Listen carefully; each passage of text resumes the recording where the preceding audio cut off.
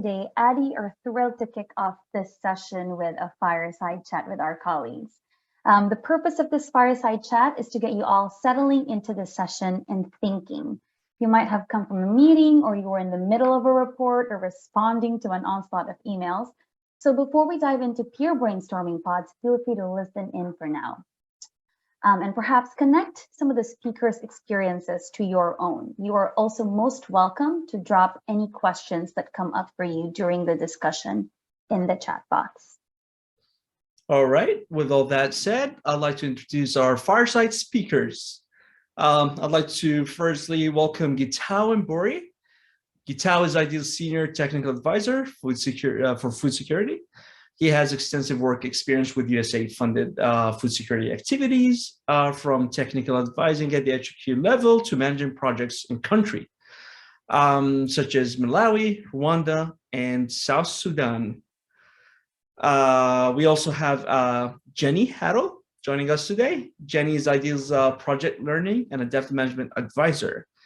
Jenny served as a monitoring, evaluation, accountability, and learning lead for USAID-BHA, previously Food for Peace, and the future funded projects in Malawi and Zambia, respectively.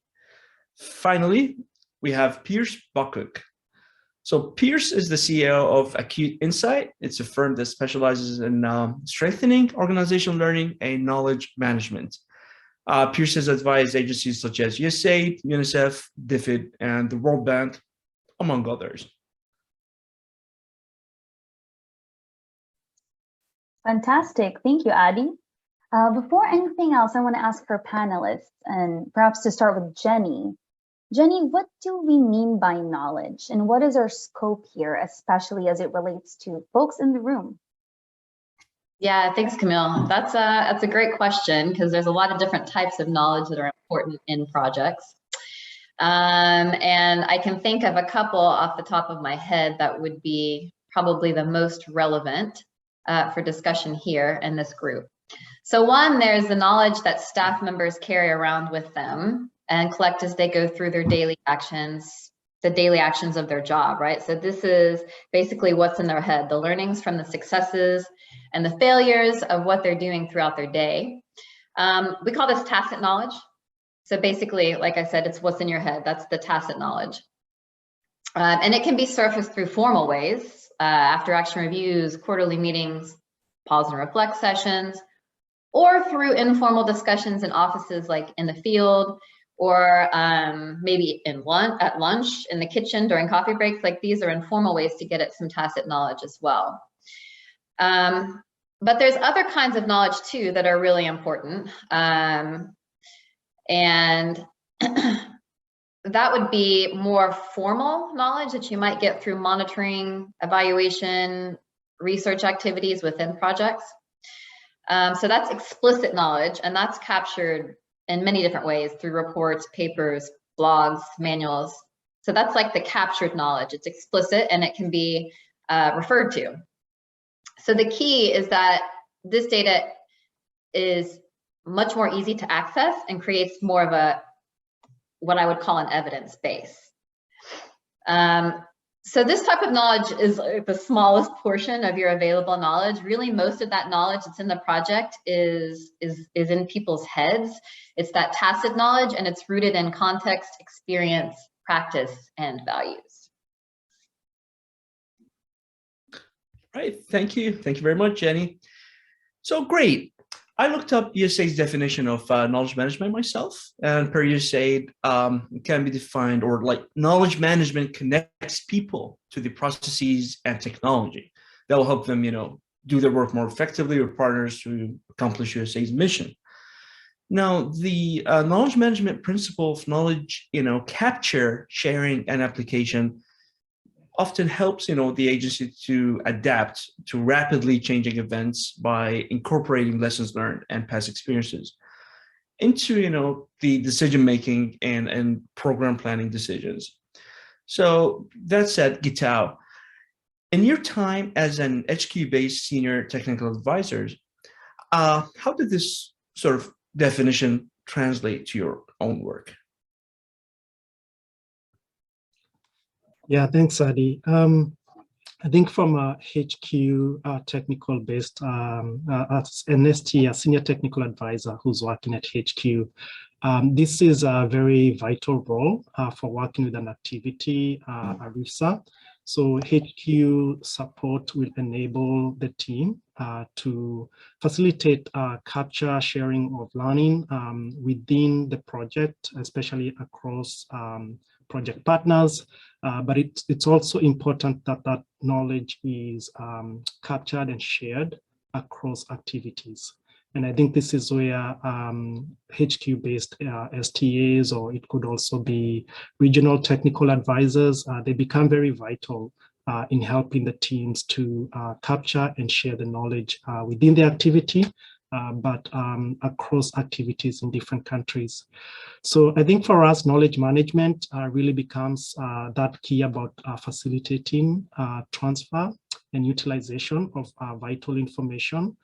It could be across a range of stakeholders. It could be within the project, across project partners, but it could also be across activities. Great. Thank you, Gitao. So Jenny and Gitao, you've talked about KM pertaining to USAID's definition, as well as kind of the industry standard of talking about KM through tacit and explicit knowledge. Now I'm curious, what else and how else might we see knowledge management outside of those definitions? Pierce, I'm curious to hear your thoughts. Thanks, Camille, and thanks everybody. First, to just connect what Gitao and Jenny were talking about. I mean, one of the simplest ways, or most straightforward definitions that we like to use about knowledge management. We heard about knowledge and tacit knowledge and explicit knowledge. We heard about the definition from USAID, but it's really just about connecting and making available the right information to the right people at the right time in the most appropriate format, so that folks can effectively do what they need to do. So we can have a USAID's definition is a bit jargony, but just think about it as the right people, what it takes to have the right information available to the right people at the right time in the right format. The second thing that we like to talk about is that it is a holistic approach. So often people think about the trap is that knowledge management is about having a good system. But really, it's, as others have referred to, it's about the people and the processes as well as the platforms. So we take that and we look at it through how USAID has been trying to make this tangible across missions, across its operating units, as well as in guidance to implementing partners. And that has really come out in the last 7 years or so in what it calls its collaborating, learning, and adapting framework, the CLA framework. And within that, one of the subcomponents they talk about is knowledge management. So in the CLA framework, there's a maturity matrix about what good looks like. And knowledge management is one of the three subcomponents under processes that support collaborating, learning, and adapting, or CLA. And the maturity matrix talks about the degree to which teams or units or organizations do certain things. Source various types of knowledge from stakeholders. That could be, as Gitao said, internal, among a team, or other partners on an activity, or with the funder, or with the stakeholders with whom the activity is working. So the degree to which knowledge and information is sourced and captured, how that is, the degree to which it is distilled. What of all of this noise and information do we need to know that can help us do our jobs better? then the degree to which knowledge is actually shared with stakeholders. When we talk about knowledge in international development, we don't want it just to be one way. It's not just knowledge capture and knowledge gathering so that we can keep heads down. It is so that we can have the knowledge in our different activities to contribute to a much larger goal of making some positive impact in a particular location. So maybe that was a little bit longer than you wanted, but I hope that was a helpful answer. It really was, Pierce. Thank you for connecting and bringing it all together. Now we're going to break this kind of fourth wall between us and the participants in the room and ask everyone on the call, how do you define KM in your own work? And for you, what does it cover? What are the important things when we talk about knowledge management in your own project? If you could take some time to share your responses in the chat, we would love that. We would love to see the breadth of how this resonates with you. As you type that, I'm going to hand it over to Addie, who's going to keep the conversation going. Right. Thank you. Thank you, Camille.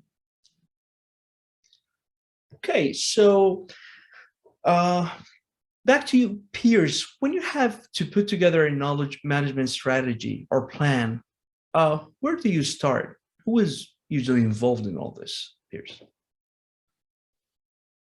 That's really the biggest challenge, is like, how do I start? How do I put together a knowledge management plan, a knowledge management strategy? And the good news here is that you don't have to invent a new wheel. There are a number of resources out there from USAID and from other funders and beyond the development sector that can be helpful. So one resource that I like to reference, and I think we'll be sharing it later, was developed by the Knowledge for Health project. That a USAID effort in the public health sector, and it's called the Building Better Health Programs tool, and it's essentially an application of good KM practices, including how to get started, but it can be applied to any sector. So in that, there's a 5-step sort of roadmap. And like any good initiative, it starts with a needs assessment. So you have to understand, what are the knowledge management goals that you are trying to achieve in service of a particular activity goal? Who are the key stakeholders with whom you will be working? What are the resources you have at your disposal? I can imagine, because it's usually the case, that on this call, the biggest perceived challenge for implementing a knowledge management strategy is about funding, whether it's people, having somebody dedicated to this, or time to do it, or the platforms to do it. So understanding what resources there are. Knowledge management can be done without a lot of money, as long as one figures out different processes that will support the ultimate goal. You don't have to have a great system. Some of the greatest knowledge we have in this world has been passed on generation to generation to generation through communities. So we don't need to always have it be about a platform. So starting to understand what you are trying to achieve, what resources you have, and how to go about doing that is usually where we start. The other thing that is really, really important is getting the right people on board. So I always think that when I'm working with an activity, there's 2 key stakeholders. One is the overall activity director or project manager. So in this case, Karen, say for Ideal, happens to be a knowledge management champion. That is a huge advantage for ideal, because a number of us have worked for organizations or activities that don't necessarily have the leader who gets the value of it. The second is to actually have the key funder understand the value of knowledge management, because if they don't appreciate the value, it's a bit of a harder challenge. So both of them need to be on board at that starting point when you're laying out the vision and the resources and the stakeholders you want to consult. And if you have them on board, you've already won half the battle. Thanks for that, Pierce. I think we certainly have come to a point where we overplan and overthink some of these things, but really sometimes KM tools that are the most effective tools are simple. It's really all about conversation. Now I'm curious to hear from Jenny. In your previous DFAP, I think it was a DFAP at the time, right? Before it was a DIFSA and before it became a RIFSA. In your previous project, what were the 3 most critical elements in your KM plan or approach? And what made them critical? Yeah, thanks, Camille. I love this question because it actually, to prepare for it, forced me to go back and really review the knowledge management plan that we had for Mbale in Malawi. And when I was going through it, a lot of things jumped out at me. But what I distilled down to be what I thought the 3 most critical parts of that knowledge management plan were: 1, Piers mentioned it above, it was a needs assessment, or like the current situation analysis, what it looks like in the project as it stands in that moment. 2 is the identification of specific activities tied to outcomes that would address whatever those gaps were, with a responsible person and a deadline. So action, a person responsible and a deadline towards reaching your outcomes. And then a monitoring plan with some useful but relatively easy to collect indicators to measure progress towards achieving that outcome in the knowledge management plan. So to give some examples, or to give an example, one of the identified gaps that we had, which is probably a gap in many situations, is the staff capacity, partner staff capacity to actually implement knowledge gathering and learning activities like after action reviews, or even just having pause and reflect meetings, for instance. So Ubale worked with partner staff across the various technical sectors, not only to build their skills in conducting these types of learning activities, but to help them with documentation. So not just conducting them, but documenting that and disseminating that, those lessons learned through the after action reviews. And there were 2 indicators that were part of this, or put in place to monitor the approach itself. That was just the number of after action reviews conducted by partners themselves. And then the number of internal learning products available for use by the project. Another potential indicator that wasn't there, which would monitor use, would be how many times those may have been referenced or used, but might be a little bit harder to get at in terms of measuring. So that's just a simple, straightforward example. I pulled it because it's probably pretty relevant across projects, and sort of easy to figure in your head. But there's a lot of different gaps that there can be in projects, such as even having a user-friendly platform for storing, accessing knowledge across the project, and then even making that connection between knowledge management, knowledge generation and capture, and then the application of learning. And that's probably one of the harder things to measure in terms of the actual application of knowledge for adaptive management and improved implementation of the project, but also really important and relevant to try to capture. Anyway, so each need requires a specific action plan and a way to monitor that progress. And those were the areas that I thought were most important from our knowledge management plan. Thank you, Jenny. That was very, very useful. Now I think we've reached that point where we'd like to hear more about the tools. So in your experience, Gitao, as technical and overall project lead, could you tell us a little bit, or give us what was one key challenge related to knowledge management that you faced? And, if you have any specific tools or a specific KM tool that helped address this challenge?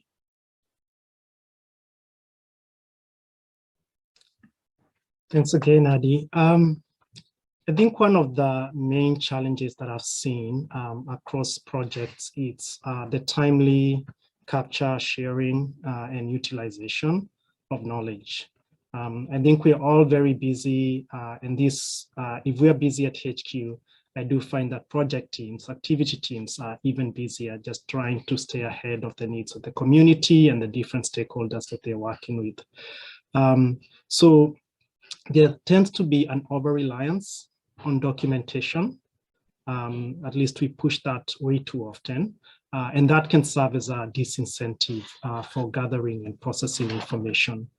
But to improve timeliness, I think it's important that activity teams have multiple avenues for sharing and accessing information. And I'm finding that people are very innovative in creating those different avenues. One of the things that I found interesting is just how project teams, activity teams have been able to connect people from the main office to the field through WhatsApp.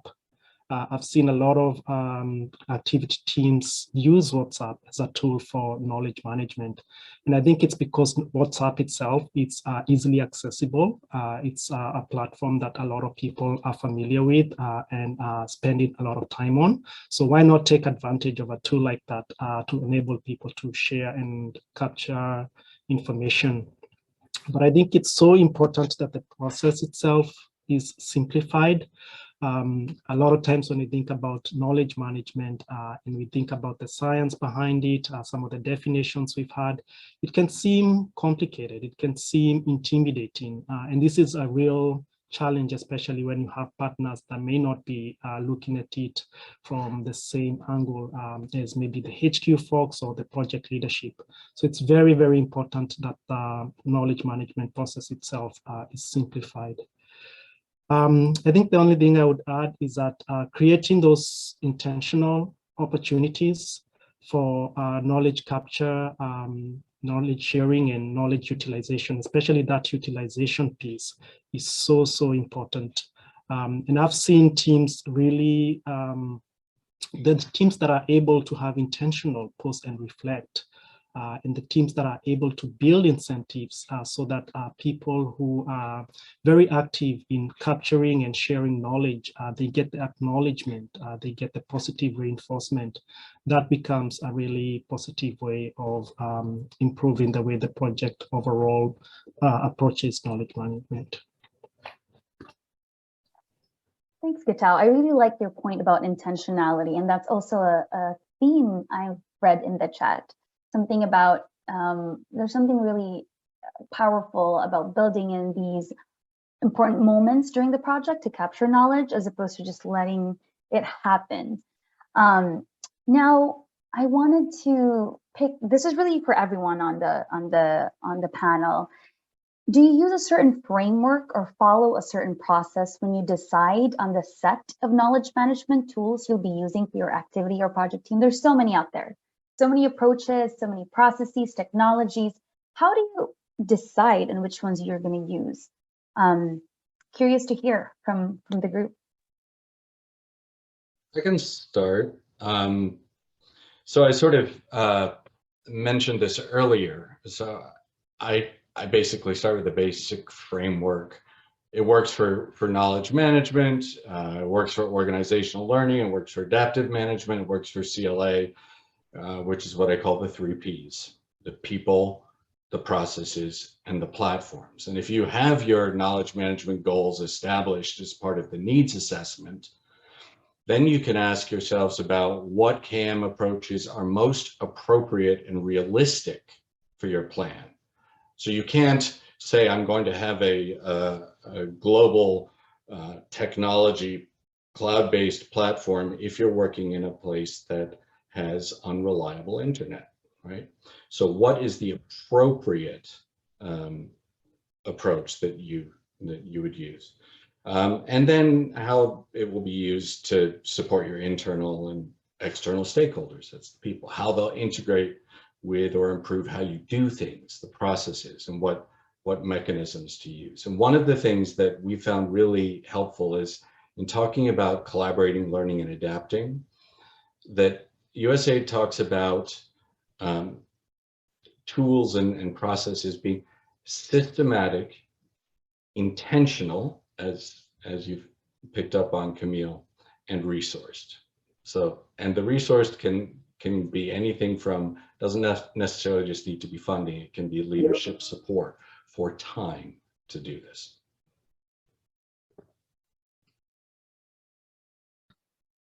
Yeah, and if I can add to what Piers just said, I think it's so important to build that culture of knowledge capture, knowledge sharing, utilization within a project.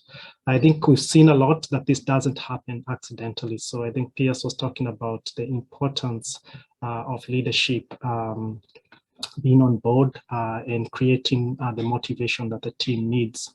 But I do find that it's also important that it becomes systematic and it becomes predictable. So on some of the projects that I've worked on, I've seen sector teams create standard operating guidelines and then keep revisiting those guidelines to update them. And this kind of gives them a repository of the kind of expectations about rollout of activities, the tools that are available, and most importantly, the responsibilities of different folks within that pipeline of the activity in capturing knowledge, sharing knowledge, and it becomes a place where people can utilize that knowledge to improve the work that they're doing. Camille, can I add something too? I'd just kind of riffing on what Piers and Gitao both said. Just to say that you can start with a knowledge management strategy, you can set up all of these processes and get things going, but be willing to know the culture of your project and the people within it, and be willing to, I would say, be willing to pivot or adapt what you've set up based on what seems to be working within the project and the people that you're with. So I like to use, I'd say, we'll call it simplicity, but what do you have in place? What's in your project that you have in place that you can utilize to pass knowledge among your staff and your stakeholders without creating a lot of extra new processes. So look, if you're in the middle of a project right now, maybe you're not at the beginning and you're still trying to struggle with how you're connecting people and getting the learning across. Look at what you already have, and you can build off that as well instead of trying to reinvent the wheel. So just a couple things I wanted to add there. So I'm going to riff off of that, Jenny. You're 100% right. One of the absolute sort of keys to success, knowledge management should not be seen, and we're seeing some of this in the chat too, as something that is an add-on.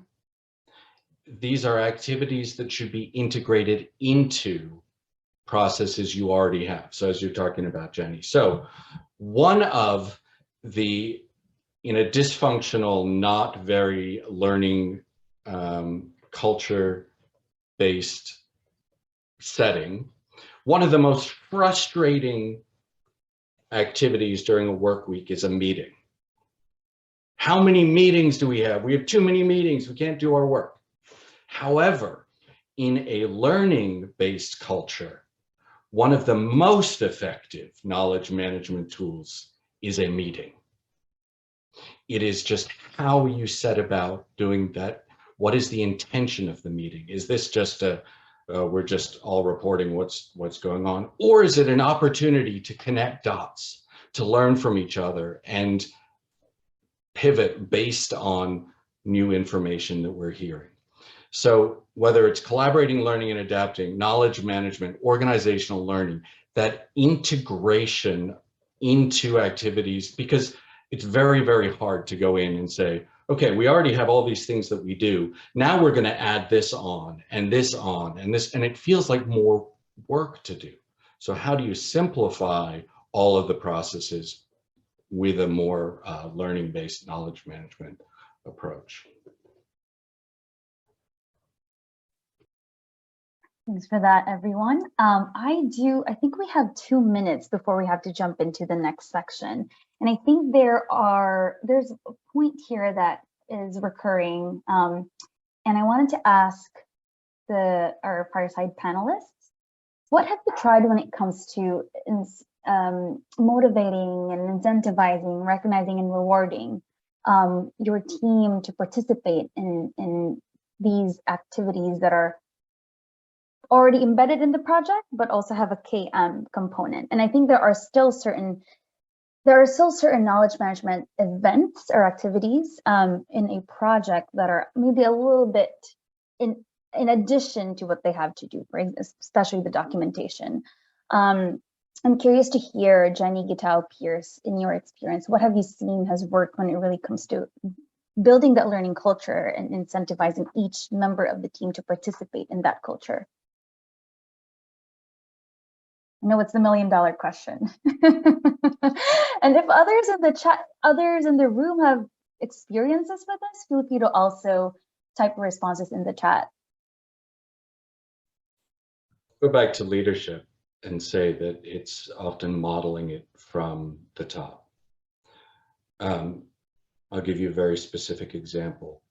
On a project that I used to work on, we did monthly internal fail fairs where we would have somebody talk about something that didn't work, that they couldn't blame on somebody else, and what they learned from it. And we had the members of the leadership team model that first. So sharing that sort of vulnerability and modeling the willingness to say, here's something that didn't work, here's what I learned from it, and here's how it might be useful to you. It starts to create that culture, and when you see it coming from the top, that helps.